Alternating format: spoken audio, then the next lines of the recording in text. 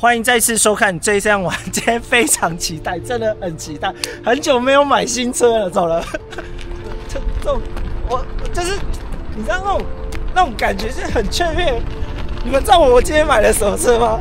我买了很久，结果我都没有时间开箱它，真的是这个。好，公布答案，到了。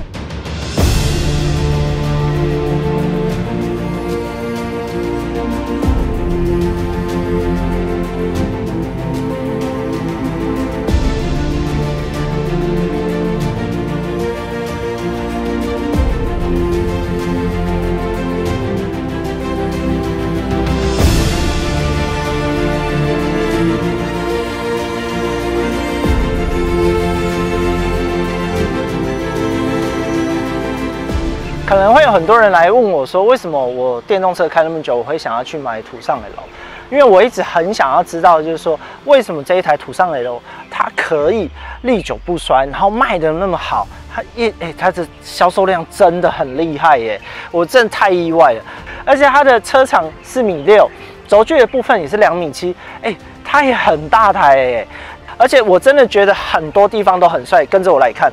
它这次的改款呢，日行灯的部分呢，它变得更集中，然后这边呢变成黑化的车标，然后我觉得它的引擎盖啊，这边的线条啊拉长之后，还有旁边的切角很好看，1、2、3、4，总共有4个车身线条，非常好看。然后它的头灯呢，因为我选的极具，它并没有标配 IFS。对我来讲，其实我觉得还好，当然有可以更好。可是因为像我有换证的人，我要思考的是我之后短期持有卖掉的价格。果酱，你还记得我最短几年就卖？半年。对，半年，1年不到。对，好，不要提醒我了，谢谢。我妈等下又看我频道骂我。雷达的部分呢，我在使用上的时候，其实我觉得很安心，它就跟我们电动车一样，可以提早的预警能力。方向灯的部分呢，它这边用这种银色去做点缀，也都很好看。这个行李杆呢是黑色的哦，黑色的。以前啊，我们做什么事情也是银色的嘛，我们还去贴膜。而且它现在做这一种的，我觉得很棒的地方是，如果像我们 Ioniq 的话，电车它是扣在这里钣金的，可是汽油车的话直接在这里，而且它是玻璃大天窗哦。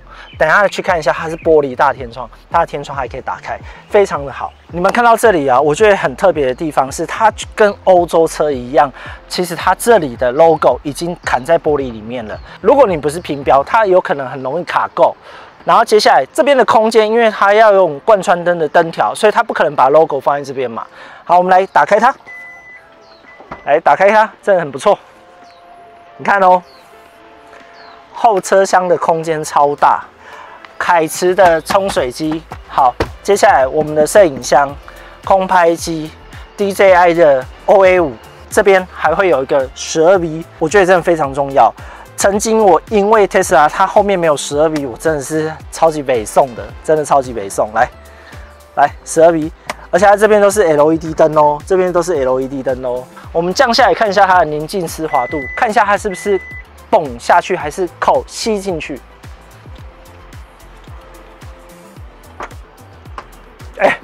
表现得非常棒，它是先蹦，然后慢慢的吸进去，这是一个很棒的电尾。OK。后雨刷在这里，它是往下刷的。也很多人都因为休旅车啊，它的尾翼比较长，它会卷泥沙在这里，所以它的后雨刷坐在这里刷一下。会用的人就会用了啊，不会用的人就像我一样，我都会把雨刷以前在这里，我都把雨刷拔掉，然后塞一个盖子帅一点，因为我从来没在用后雨刷。OK， 油箱盖的部分一样哈，这样抽出来之后，这里一样可以扣住它，一样可以这样暂时放下。弹压式的，按一下 ，OK， 哇，仪式感，4个点点就代表 H 摩斯密码的 H 就是用得的意思。好，我们来撕开喽，有没有多深？你看看我们的饮料杯有没有超深，至少可以放4个哦。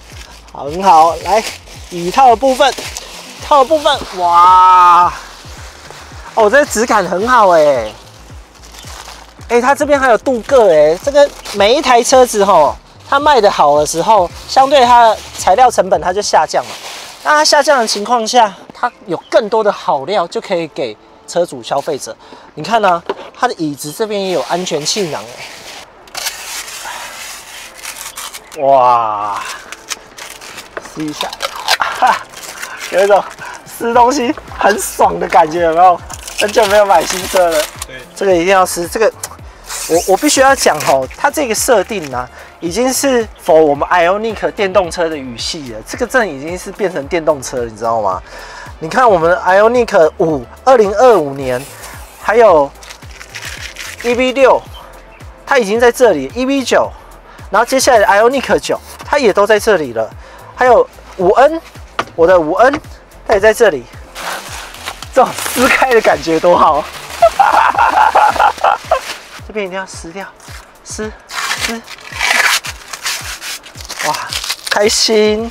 这一边跟这一边，我可能再去贴个犀牛皮，所以我先暂时不要使它。这边控制台的部分我也先留着。这个地方啊，它比较两难是，我相信有家庭有小孩的人，他很容易可能会踢到这里。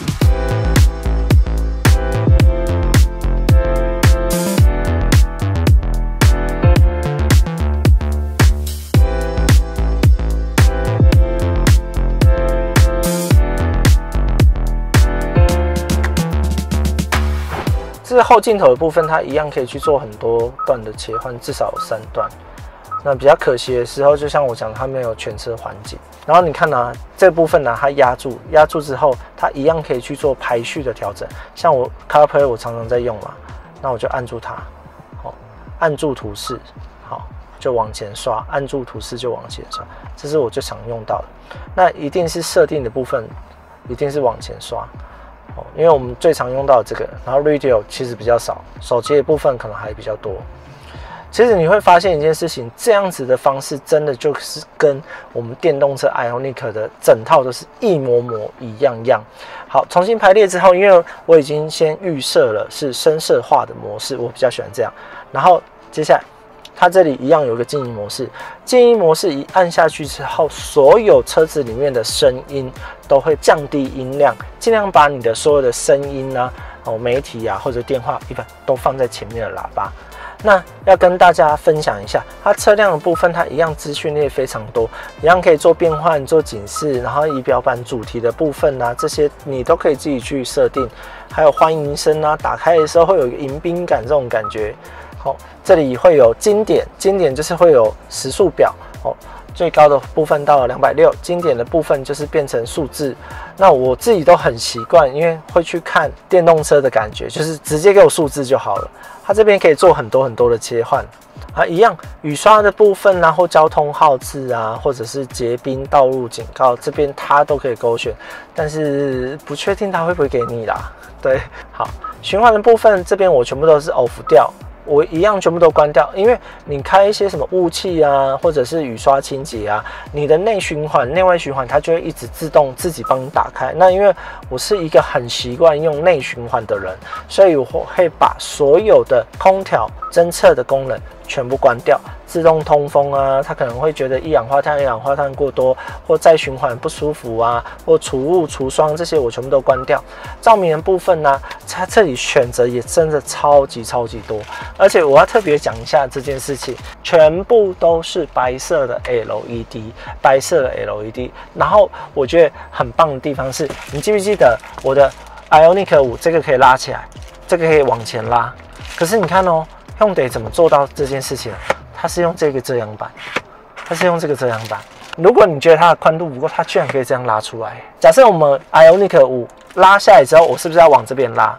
可是这时候我在开车，其实是比较危险的，所以我只要第一个动作往下翻，但是我把板子往侧拉，这样就好了。这样有没有更简单、更直觉？不用去这样啪我勾回去的时候要勾它。所以我觉得 Hyundai 在这部分真的莫名其妙贴心真的是贴心。你会看到这冷气的部分呢、它这边呢、实体按键真的有这个好处，双闪故障灯直接坐中间，然后左边的部分是 Auto， 给它按下去 Auto 1、2、3，然后右边的部分直接给它按下去，它就变成2区恒温。这边我本来还在想说奇怪，怎么按键我都找不到，原来它都已经整合变成实体按键，这样更快速。内循环的部分就在这里，然后如果你下雨天，你想要左右方向镜加热，还有后方的玻璃加热，你就直接按加热，他们10分钟，通常预测都10分钟。一样信号的部分有快捷键，哇，这个真是让我太意外了。然后我们的好朋友安卓机 Apple iPad 也可以用。好，然后左边的部分你有看到这里吗？你看，一样是磁吸板，我们一样吸在这里就好了，有没有很方便？放在这里 ，Ioniq 5N 跟 EV9 才有的。上面的部分，白灯的部分是单纯充电功能，下方的部分是可以有资料传输、CarPlay 或者包含充电，所以会变成橘色的灯。右边的部分是单纯充电，所以通常我都是用右边这一个绳子拉到上面，这边是磁铁的。这个我真的觉得最好用的就是这一个了。真的很好用。然后你看到下方右边的部分呢，这边写一个12V， 那我觉得它因为它美观的关系啊，它有一点做得很好，让我蛮意外的是它是按压式的，这是按压式，我觉得很好。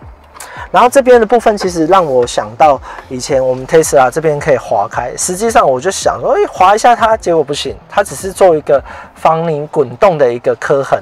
好，你看哦，这边是一个充电板，充电板的部分一样可以选择。这边你现在看到的是橘色的灯嘛？那如果我把它改成另外一个是这个呼吸灯，绿色的呼吸灯啊，我也可以把它改成这个橙色的很亮的电源。然后 Driver Mode 在这里，其实我相信这个东西啊，其实它应该就是通风仪啦，只是被拔掉，或者是 anyway 可能任何一些东西。然后这边是斜坡的辅助 Auto Hold， 然后摄影机打开。然后全车雷达部分，那这个部分其实，当然某一天如果你都有机会买到顶规，它这按键一定是全满的嘛。打开的部分，这个是真的是非常深到我还可以放我的饮料杯，我去运动的蛋白粉杯可以压下去，4个绰绰有余没有问题。那这边因为它是钢烤的。所以其实我这边我不太敢放任何东西，因为我怕它滚动的时候这边会刮花。所以如果你们真的想用的话，这边我是建议用个犀牛皮。杯架的部分它这个够大，真的够大，所以我这个600-700 ml 放在这里没有问题。副驾这边呢都有很多的置物空间，很深，而且它可以让你放手机、放其他东西，甚至 even 连卫生纸都可以塞在这里卡住它。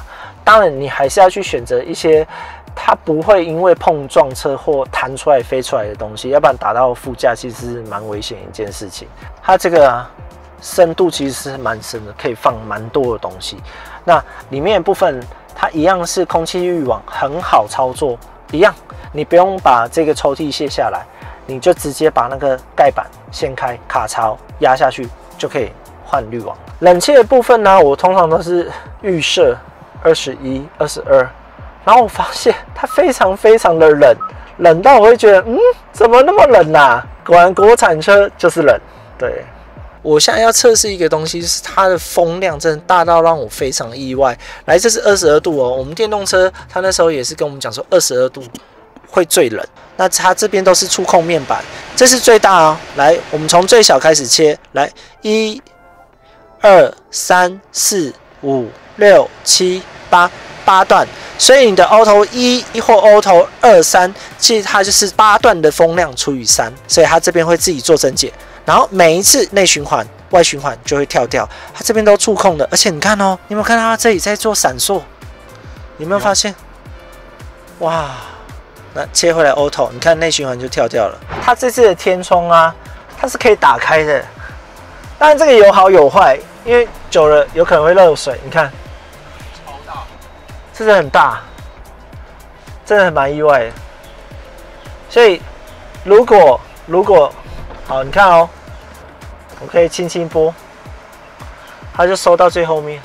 韩国车真的有卷帘，真的太好了，很多电动车是省这个钱不知道干嘛。然后我再用力拨第2下，我前方的小块玻璃它就会打开，那它一样有回风网在这里，好，它半开，那我觉得这很不错。我可以轻轻的按第2下，让前面这一块玻璃只微微开启。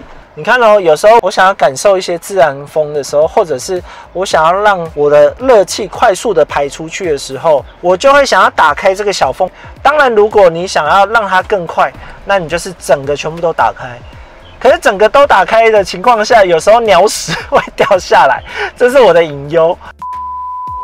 因为我刚刚坐比较后面，所以其实我觉得蛮舒服的是，我这个椅背还可以自己调整。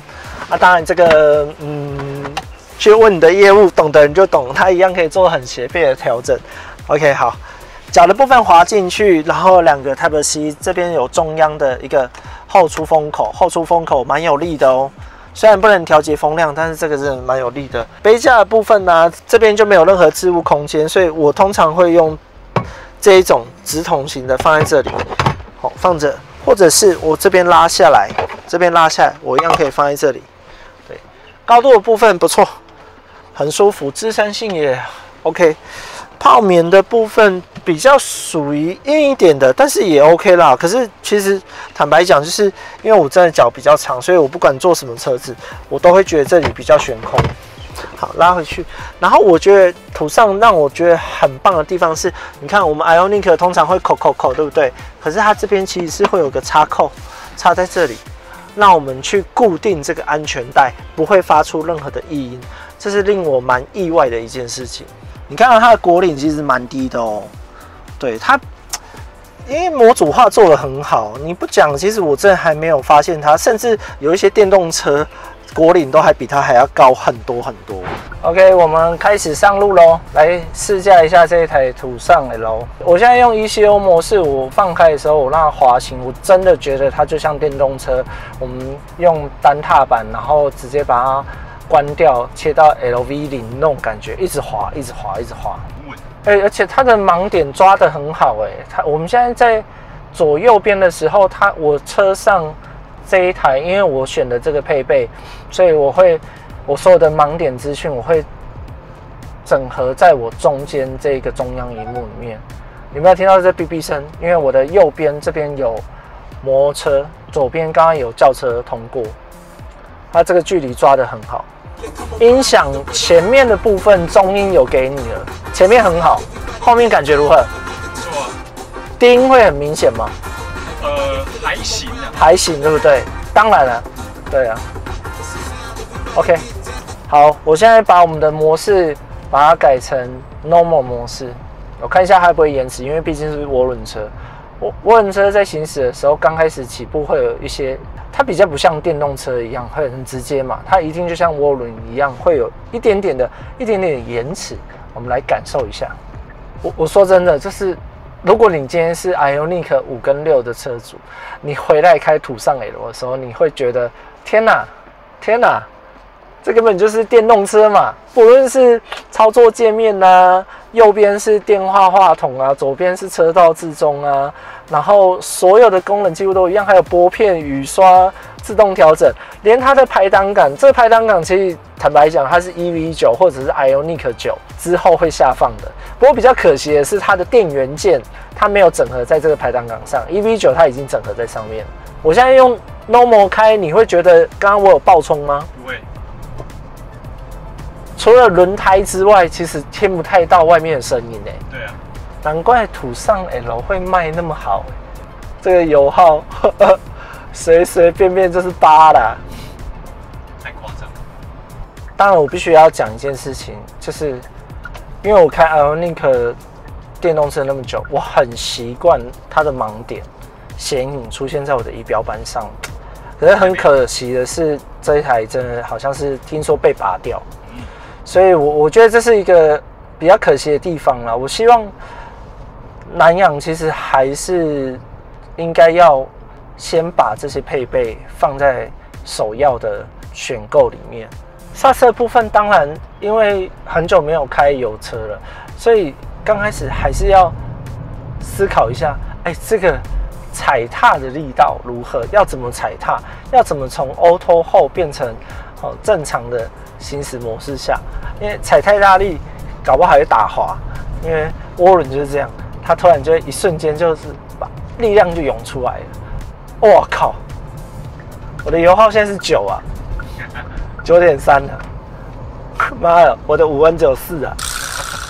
而且我觉得它整个仪表板的设定啊，它是曲面式的萤幕，所以我在使用上的时候，我的视觉可以很快速的看左边，再看右边，来回做切换。地图的部分呢，它也是原厂给你的台制的地图。它这个避震器，它在处理这个碎震，它马上就吸收掉它。就是它就是一个否全家人家庭用。当然，如果你有很激烈超价的需求，那你就改装避震嘛。对啊，可是如果你载家人的话，你不要开快车，它就不会像船一样，因为它的车身一定高，轮胎一定厚，它不像性能车那样子，它是会有跳动，但是不会让你不舒服，然后你又会觉得很柔软。唯一的差别就在于我要踩油门，可是因为我后来开了5N Ioniq 5N 之后，我就很习惯自己踩油门，对，所以这真的是好神奇哦。我一直以为自己开完电动车之后，我是比较没有办法去适应油车这种超价方式，可是我不用任何的转移跟阵痛，我马上就可以很直觉的超价，然后很直觉的去操控这些。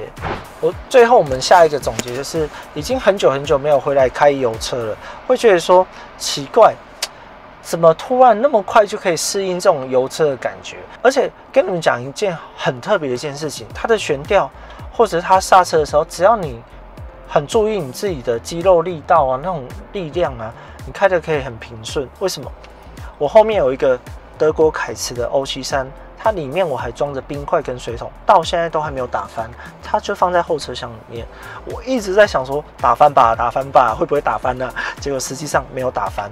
它这一台车，你说我们直接用120万去讲它好了，我觉得它已经是欧洲车的水准，你真的不会觉得它是国产车欸。那我们即将会开群，会开途尚 L 的油车讨论社群，在影片的下方都有。你想要什么东西，尽量写给我们，我们尽量的去帮你做评测。我觉得途尚 L 这一台车可以买，很多人都说小乖款少给你很多东西，但是很抱歉，这一台车行车水准真的是蛮高的。记得订阅我们，小铃铛给它打开，就这样子咯，拜拜。